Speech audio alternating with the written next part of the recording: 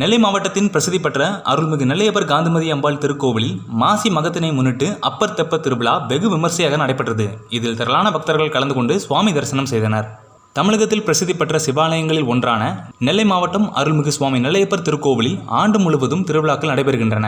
அதன்படி மாசி மகத்தை முன்னிட்டு சைவ குரவர்களில் ஒருவரான அப்பர் பெருமான் பக்தியை சோதிக்கும் பொருட்டு கல்லை கட்டி அவரை கடலில் விட்டபோது சிவபெருமானை நினைத்து பாடல் பாடி கல் தெப்பமாக மாறி அப்பர் பெருமானின் பக்தி நிரூபிக்கப்பட்ட திருவிளையாடல் திருவிழா வெகு விமர்சையாக நடைபெற்றது.